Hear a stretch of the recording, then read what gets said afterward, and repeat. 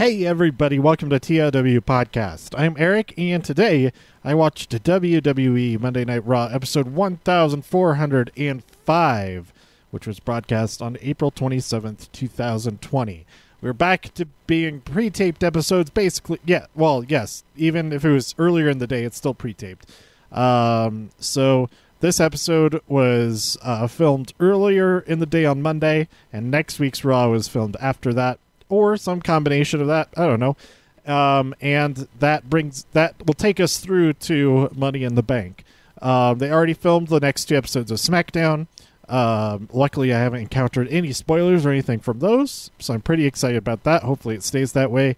And today, I'm recording this on Wednesday. They recorded tonight's episode of NXT and next week's episode. I think they're probably filming right now. So as I record this, it is an hour and a half until NXT starts. I'm pretty excited for it. We're going to get to see Charlotte Flair versus Mia Yim. I think that'll be pretty solid. And we also get to see, what else was announced for more Cruiserweight tournament matches, etc. But I'm only talking about Monday Night Raw this week, other than previews of what's coming up, like I just did. Unlike last week, I did enjoy rewriting my notes and paring it down to the most bare, not the most bare, but just bullet points for all the episodes. But I wanted to get back to doing an episode per show, basically. I'll still be combining NXT and NXT UK for the next episode and etc. But SmackDown and 205 Live. It was only one more thing to say, but anyway, I also want to mention real quick that last night I started streaming my playthrough of all the Resident Evil the main games. There's a bunch that I won't be doing the Revelation games, but I'm starting with Resident Evil 0, going on to Resident Evil 1. Both of those are the Origins collection on PlayStation 4 and Switch and Xbox. I think you get all three. But I'm playing all of them on PlayStation 4, and yeah, it is. It's been pretty interesting so far. I streamed for 2.5 hours last night. Just got through the first part of Resident Evil 0. Go to The Demon Jackal on twitch.tv. That's where I'm streaming those. Yeah, check it out. Also, yeah, that's pretty much it. Playing lots of Animal Crossing. I've made a little bit of progress on building my ring in Animal Crossing, and I might be streaming that. My wrestling ring.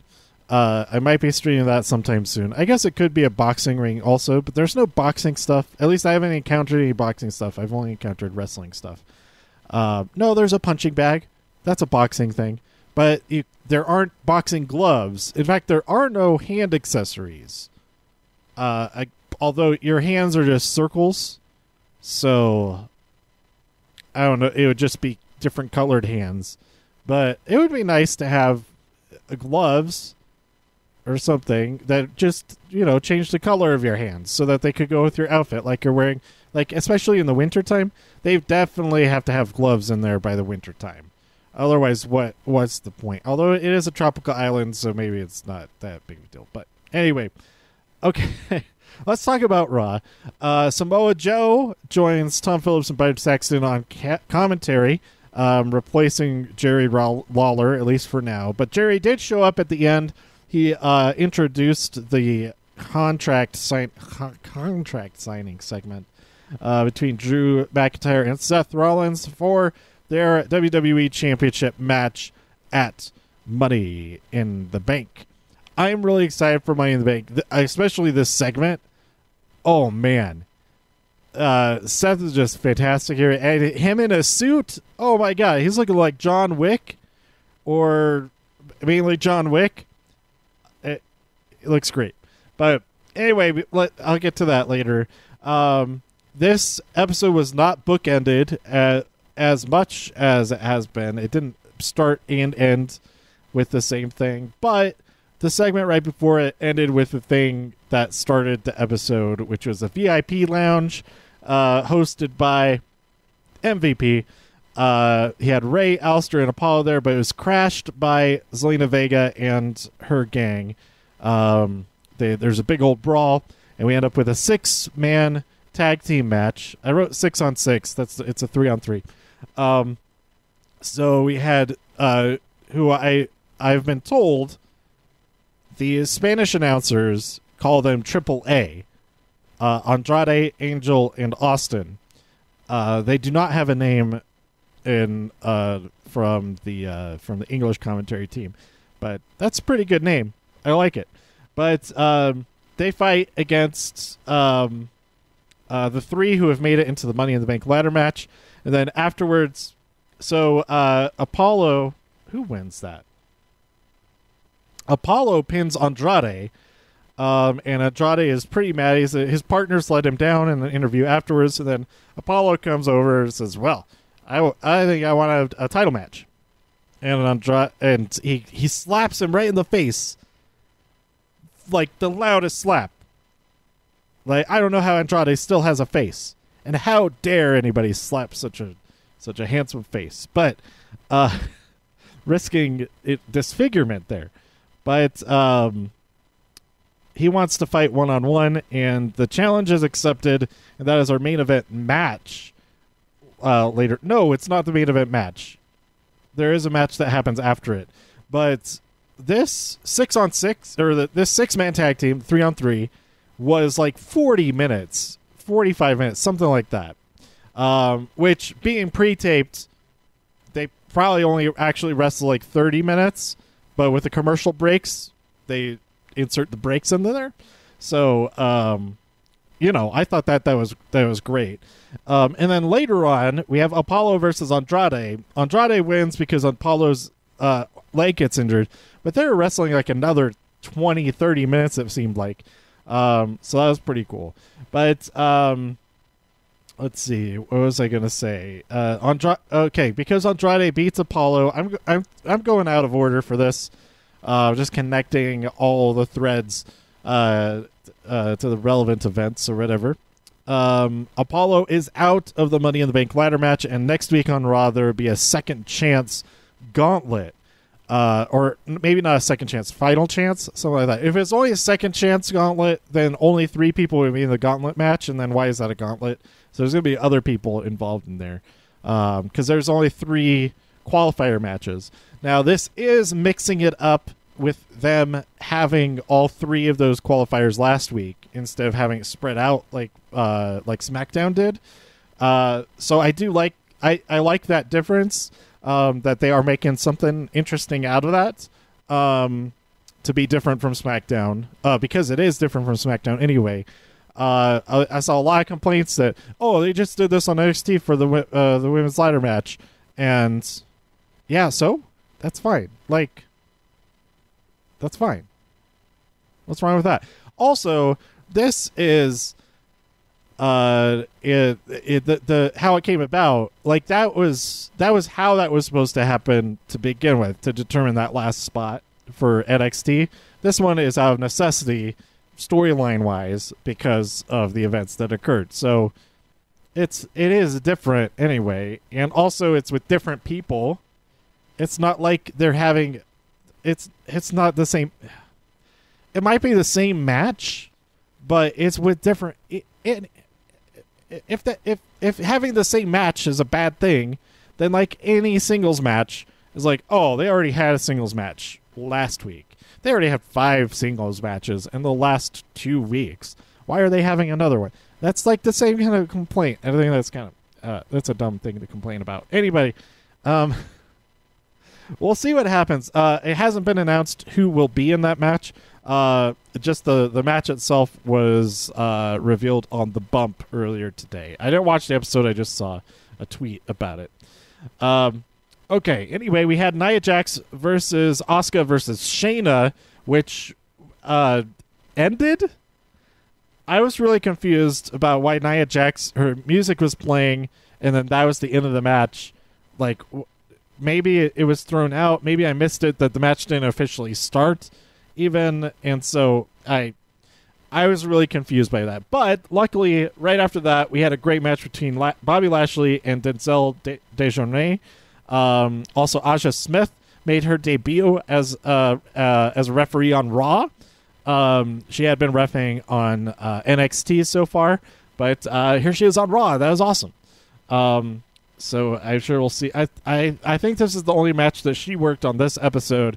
But I'm sure we'll see her more next week, and probably still on NXT. But keep an eye out for that. But Bobby Lashley won that match. Then we had Liv Morgan versus Ruby Riott.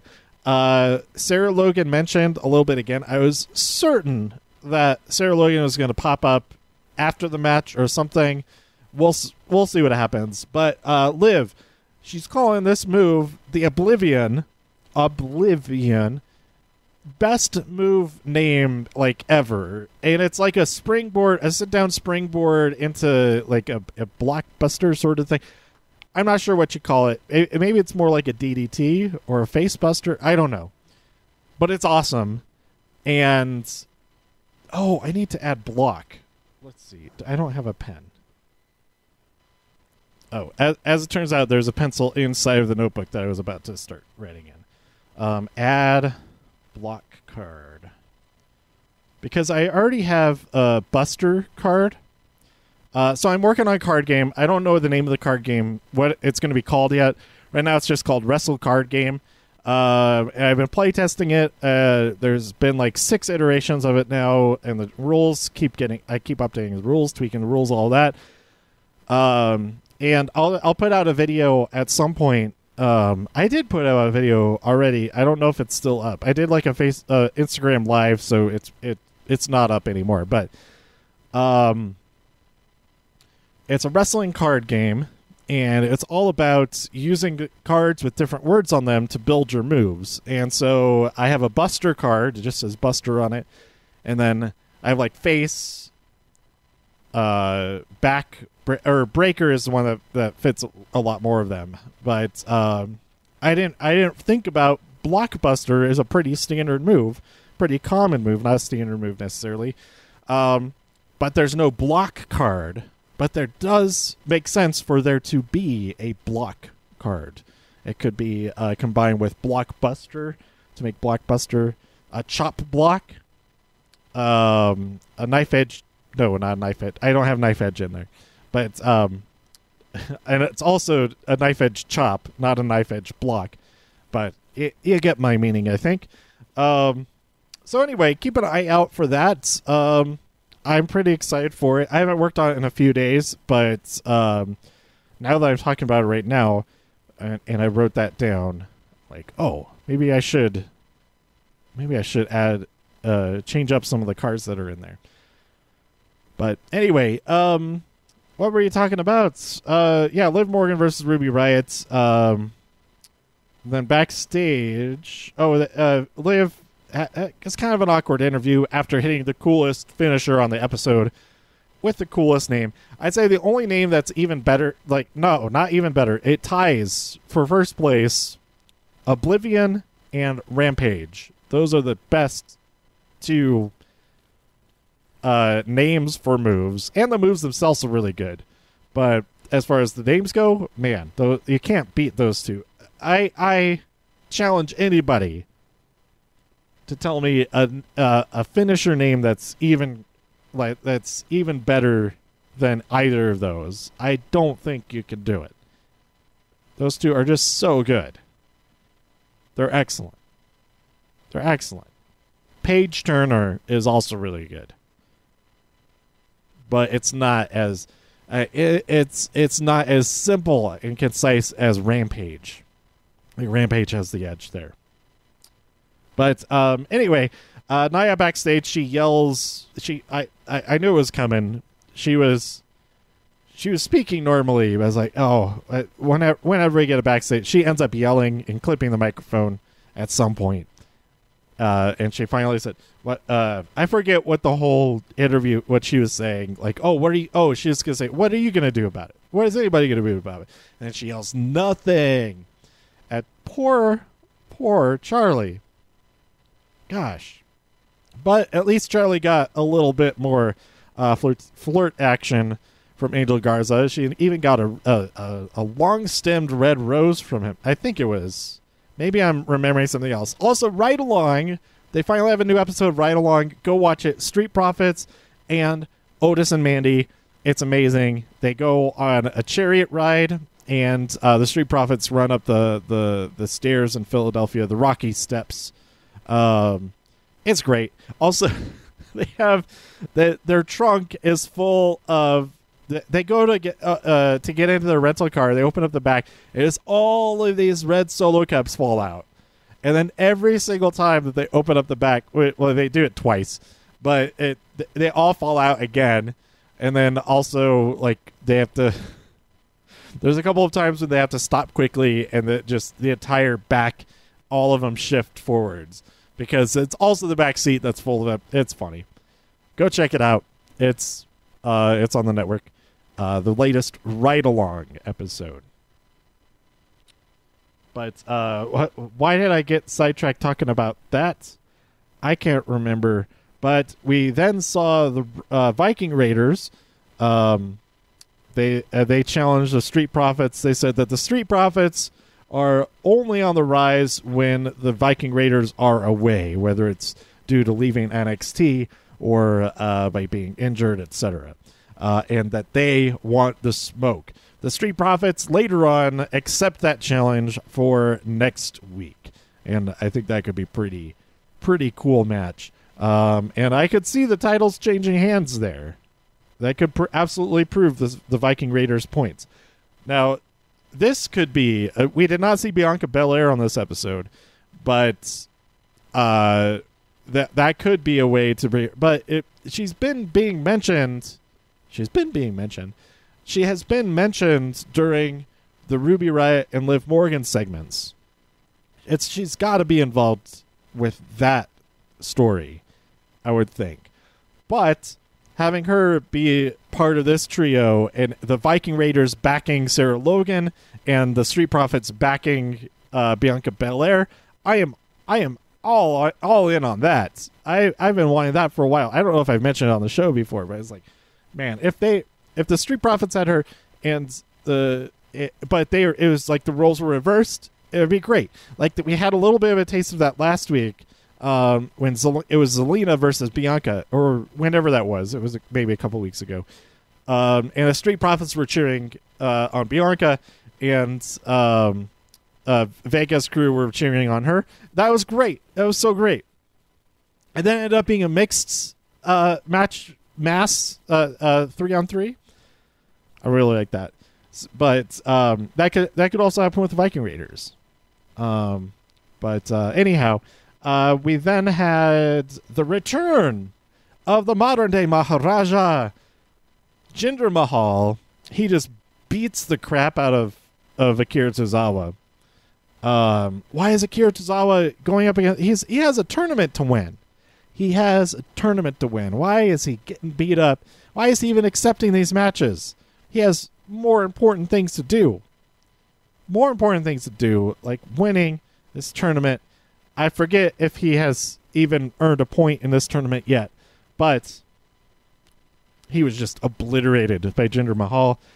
Jinder Mahal is back. I'm actually very excited. He's looking great. But man, I'm really enjoying like getting excited about that. Wouldn't be getting like the big crowd reaction, the big cheers and stuff. Like it's fun with Jinder Mahal. I was excited for him, and then what's her name, Tamina, like getting really excited for her to do stuff. Like I think that's fun. Like, why not? And then we had the match, Apollo versus Andrade. That was really great. And then we had Cedric Alexander and Ricochet team up against Everrise. another couple of guys from NXT. They've appeared as Everrise on NXT a couple of times, but they've been kind of out of the picture for a while. Ricochet, they win. That's what I'm calling them. And Ricochet liked he enjoyed that fusion name. I tweeted him. I said, if you guys fused, you would be called Ricochet. And in the last episode, I was talking. No, I did not talk about this on the show. This is a great time to segue into that. I've been watching more of Dragon Ball Super, and Vegito is their Patara earring fusion. And if you don't know what any of this is, then this is all nonsense anyway. I'm not going to go back and explain all that. But their name, Vegeta and Goku, when they fuse with the earrings, they're called Vegito. And that, whether that's a combination of Vegeta and Kakarot or Vegeta and Goku, that doesn't really that name doesn't make any sense to me, because there's no O. There's the O in Goku. But it's not following a T, it's following a G. It should be like Vijodu. Yeah, Vagoku, or something like that. But their fusion, which doesn't happen in the TV show, it happens in a movie. Their dance fusion that they do, their name is Gogeta. And that makes 100% sense of those two names put together. So I guess if they did a dance fusion to become one person, they'd be Ricochet. But if they did Potara earrings, they would be like Cedrico. No, Ricochet. That's still that name. They would be like Ricochet or something like that. It'd be like, there's no O in Cedric. Where is that coming from? Where's that part of the name coming with it? Anyway, after they win, we're interrupted by MVP, and he has his talent that he spotted that were done wrong last week. He wants to stick it to Ricochet. He's talking about their opponents from last week: Shane Thorne with that blonde hair, and Brandon Vink. So that's okay. We have MVP starting this episode with hosting the VIP lounge. We have him on commentary for main event, I think. Maybe it was just one episode that I only saw a minute of. And then now we have him being the manager for this Australian tag team. The MVP Don't Kneel is what this tag team is called now. But yeah, we'll see where that's going there. I mean, have something going on. It's something happening at least, not just random matches. Random matches are fine, but to have some storyline coming out of it has nothing to do with championships or anything like that. That's always nice, and also to have that in the women's division, that has been more and more. This week we only had those two women's matches. So that was like a step down from last week. But because one of those matches was just nonsense. That triple threat. Why was that? I don't understand. I still don't understand that segment. I don't know. I feel like I missed something important. Maybe like. It kind of makes sense if the match didn't even start yet. I could easily go back and watch it and try to make more sense of it, but I try to look online. Everybody else is confused as well. So I don't know. And then we see Apollo backstage. He is devastated. And then our final segment was with corporate Messiah Seth. Across the table from Drew McIntyre. They tell Jerry Lawler just to get out of there once they get out there. And Seth has this long speech, which is amazing. I forget the content of the speech at all. I just remember Drew telling him that he's full of crap. And this confrontation is just great. That's right. Seth is saying, like, I don't want to do this, but I have to do this. And you're going to be a great champion someday, but you don't know how to. You're not ready for it yet, and all that kind of stuff. It was really good. But Seth responds to being accused of being full of crap. He says, "Just have faith in," and then before he can finish his sentence, he, whack, head slammed right into the table. It's really great. So yeah, go watch this segment. My summary of it is garbage. Just go watch this last part of the episode. That was the best part of the episode, I think. So anyway, what is happening with all this? Get this cable. Okay, so I realized now, because I stopped the recording to re-record part of that just now, and that there's a lot of like electronic interference. That's no good. So I apologize for the quality of this episode as far as that goes. I'm not sure exactly. Maybe I narrowed down some of the things that maybe were making it happen. Usually that will happen when there's too many cables around and they're like overlapping with all kinds of other stuff. So that might have been the reason. But anyway, I'll strive to do better for sure. All right.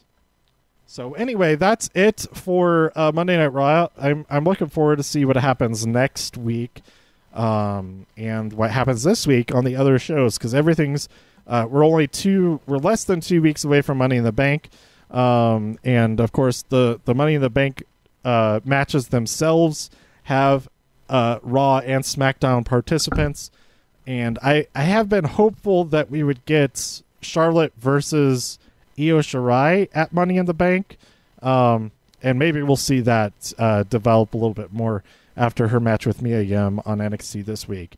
But I don't know. We'll see what happens with all that. So yeah, let me know what you thought about Monday Night Raw this week by tweeting me at TIW Podcast. Go to TIWpodcast.com for more reviews. If you enjoyed this episode or anything else on the site, please share some links with your friends.